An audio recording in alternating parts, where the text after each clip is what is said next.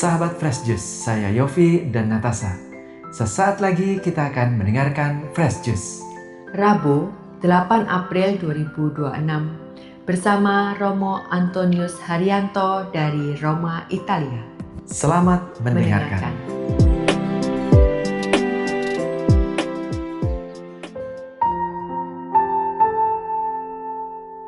Bapak Ibu, saudara-saudari dan teman-teman muda yang terkasih, selamat Paskah. Semoga Tuhan yang bangkit juga membawa kita terus bersemangat mengikuti Kristus. Salam untuk keluarga, selamat Paskah dan Tuhan memberkati. Hari ini Rabu, 8 April 2026.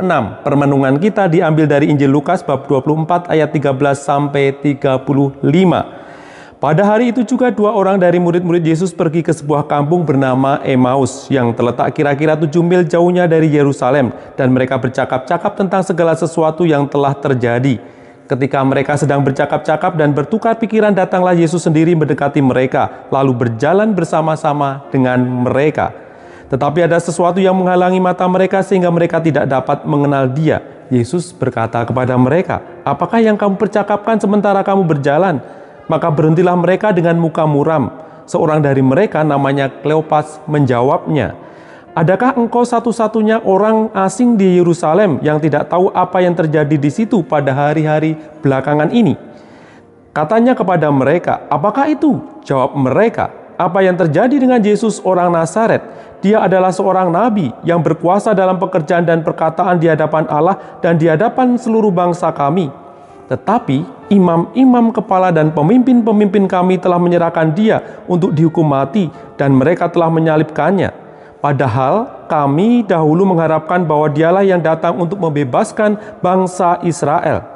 Tetapi sementara itu telah lewat 3 hari sejak semuanya itu terjadi. Tetapi beberapa perempuan dari kalangan kami telah mengejutkan kami.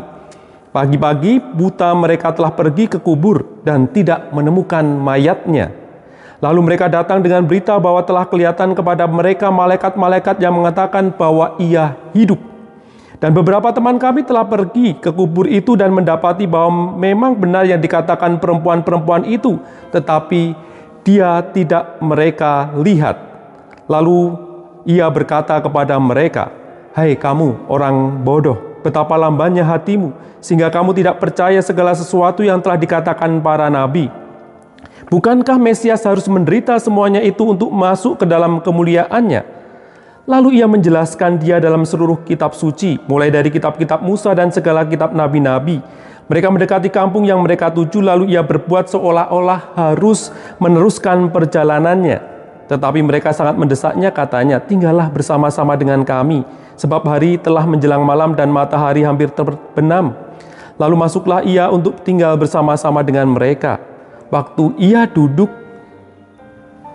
makan dengan mereka, ia mengambil roti, mengucap berkat, lalu memecah-mecahkannya dan memberikannya kepada mereka. Ketika itu terbukalah mata mereka dan mereka pun mengenal Dia, tetapi ia lenyap dari tengah-tengah mereka. Kata mereka seorang kepada yang lain, "Bukankah hati kita berkobar-kobar ketika Ia berbicara dengan kita di tengah jalan dan ketika Ia menerangkan kitab suci kepada kita?" Lalu bangunlah mereka dan terus kembali ke Yerusalem. Di situ mereka mendapati ke-11 murid itu. Mereka sedang berkumpul bersama-sama dengan teman-teman mereka. Kata mereka itu, "Sesungguhnya Tuhan telah bangkit dan telah menampakkan diri kepada Simon."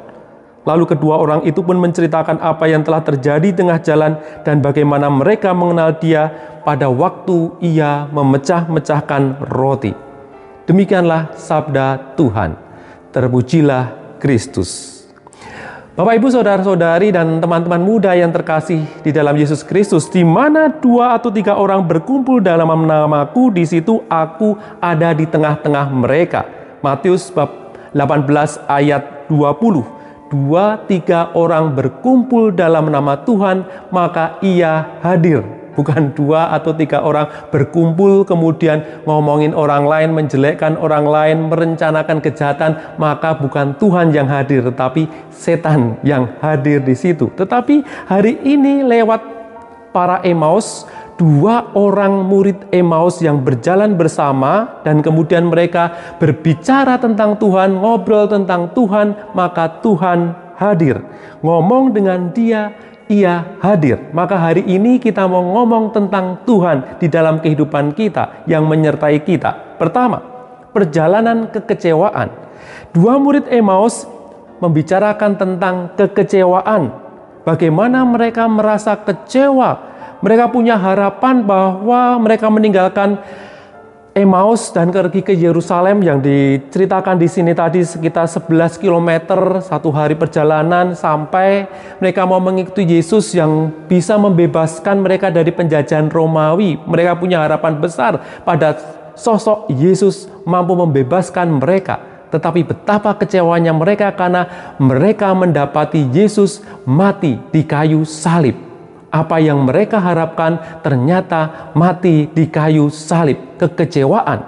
Tetapi kekecewaan menjadi derita, menjadi perjalanan iman bagi mereka. Mereka diteguhkan. Bagaimana hidup mereka juga tidak selalu baik-baik saja. Tetapi ada Jumat Agung, Jumat penderitaan. Orang mengalami derita, akhirnya mengalami yang namanya Paskah Kebangkitan.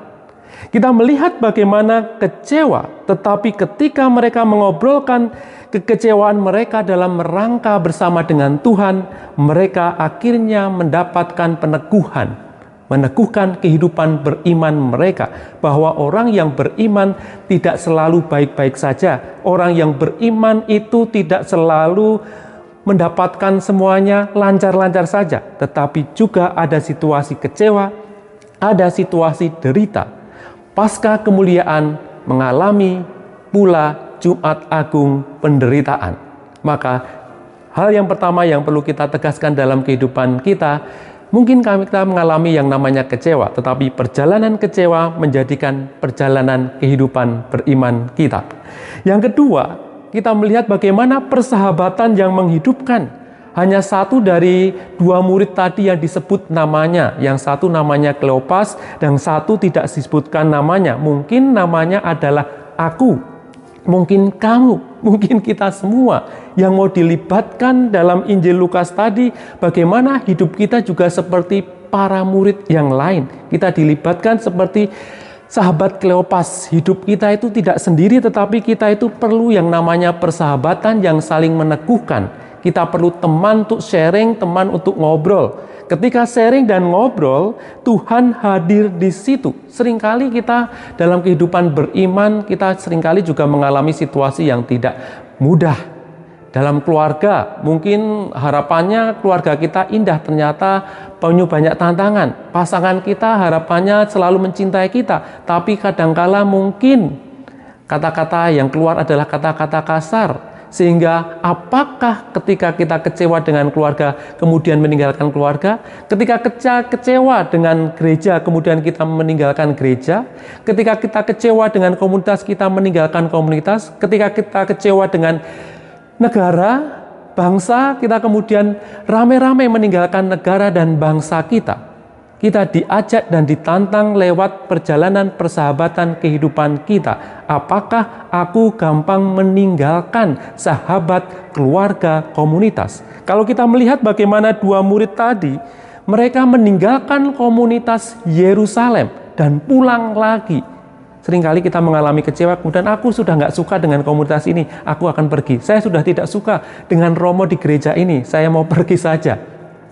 Ingat, yang kita ikuti, yang kita perjuangkan dan kita cintai terutama dan utama adalah Yesus Kristus, Tuhan kita. Maka kita harus diajak menjadi lebih dewasa lagi. Perjalanan persahabatan kita, apakah orang yang kadangkala mengalami kejatuhan tidak sesuai dengan harapan kita, kemudian kita akhirnya gampang untuk meninggalkan. Syukur Tuhan menyertai yang kita lihat dalam dua murid Emmaus ini, yang akhirnya mereka kembali ke Yerusalem, yang awalnya kecewa dan meninggalkan, akhirnya mereka balik lagi.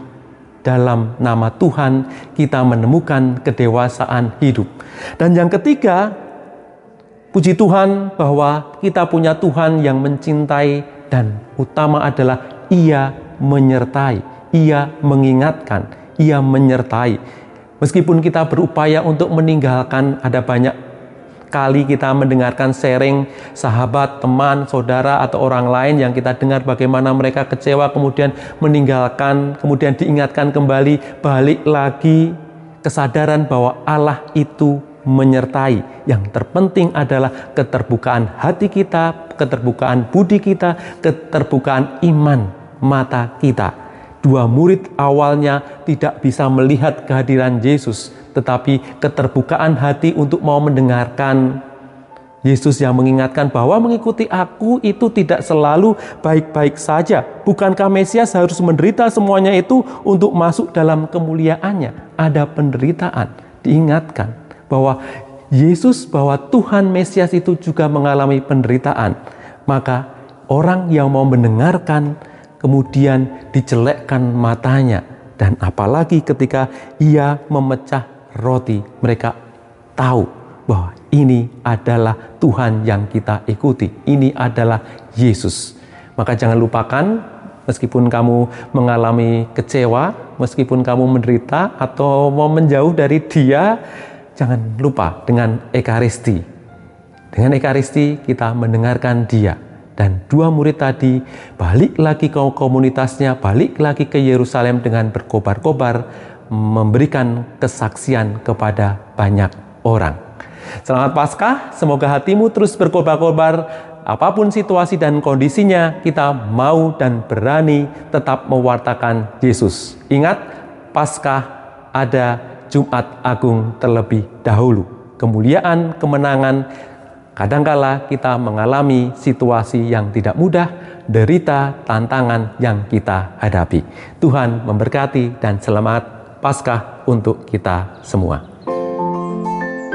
Sahabat Fresh Juice, kita baru saja mendengarkan Fresh Juice. Rabu, 8 April 2026. Terima kasih kepada Romo Hari untuk renungannya hari ini. Sampai berjumpa kembali dalam Fresh Juice edisi selanjutnya. Salam Fresh Juice.